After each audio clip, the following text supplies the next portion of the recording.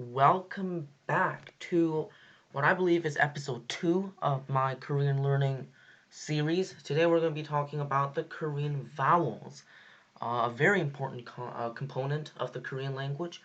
Again, short disclaimer, I'm just a high school student trying to spread Korean to the world.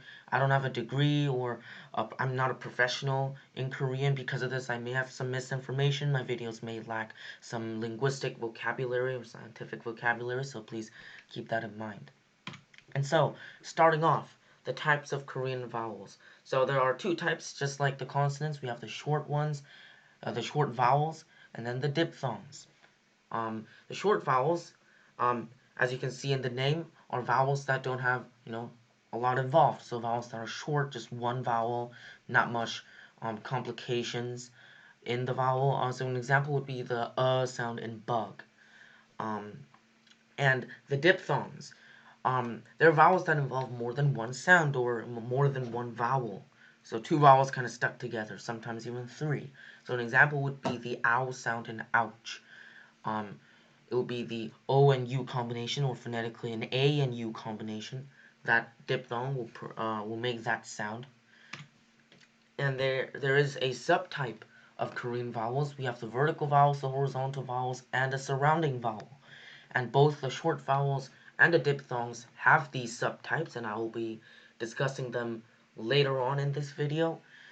And they're quite important actually, because depending on if it's a vertical vowel or a horizontal vowel or a surrounding vowel, it changes on how it combines with a consonant to make a syllable.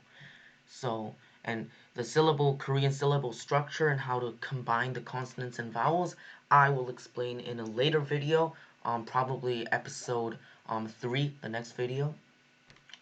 So we are going to go into the short vowels. Let me get out my laser pointer.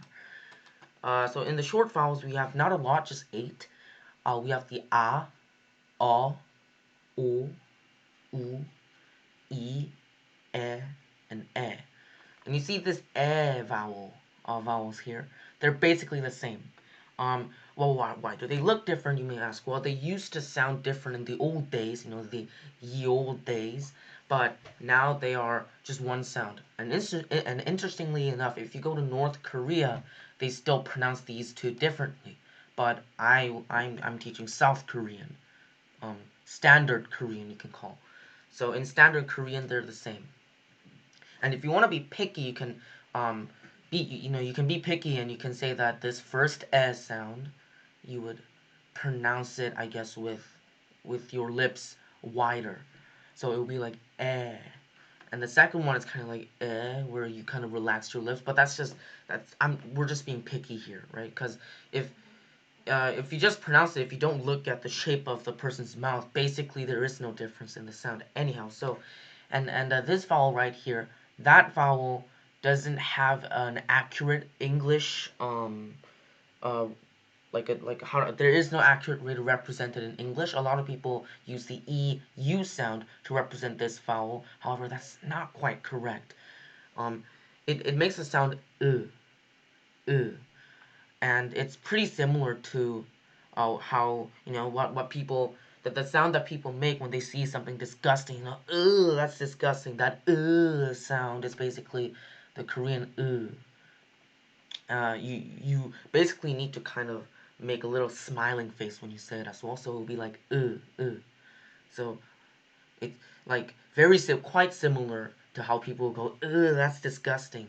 So that sound, but there is no accurate way to put it in Romanized characters or English alphabet.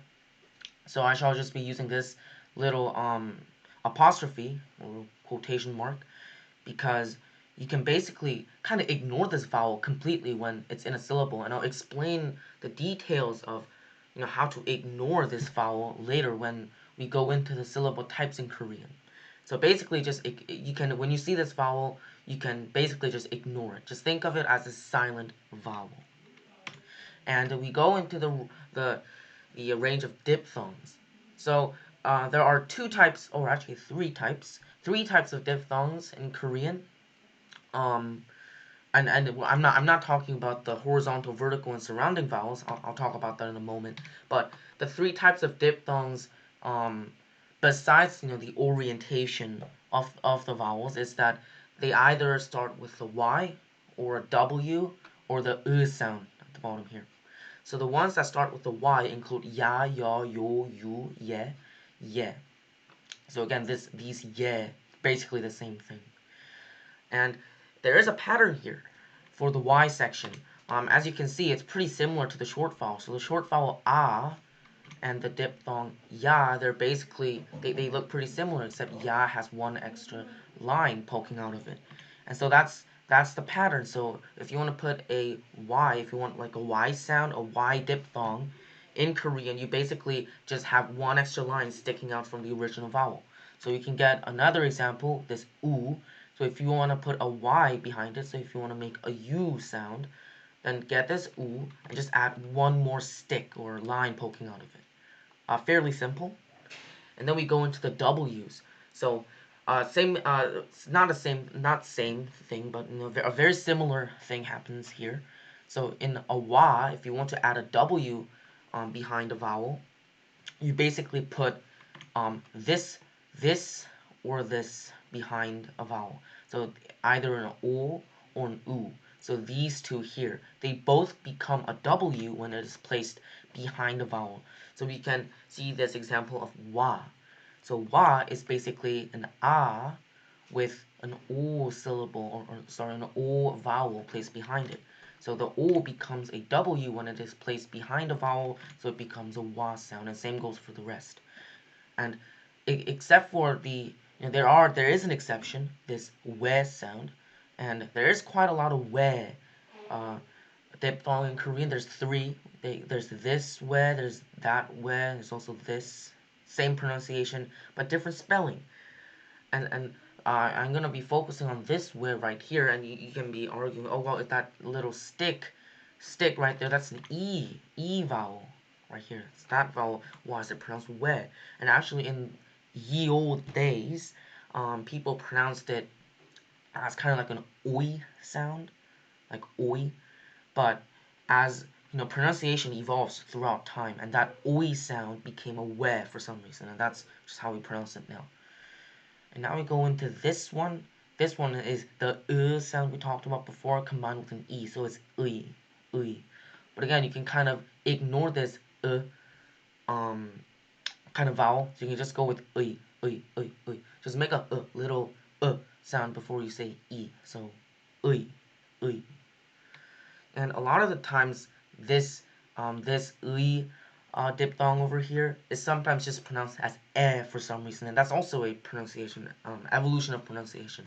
So a lot of the times, instead of saying people will just say Same as these two. But I'll talk about those things in a later video, because those are, Korean has a lot of exceptions, which are very difficult to understand why, and a lot of people don't know why, but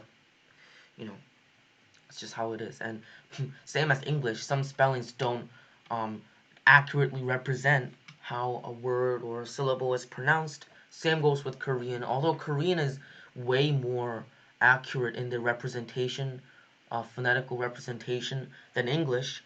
However, they still have some ambiguities, you can say. And so, wrapping up, I'm gonna talk, not wrapping up, but I shall now be talking about the orientation of some of these vowels. So if you look at the short vowels, some of them are vertical, some of them are horizontal.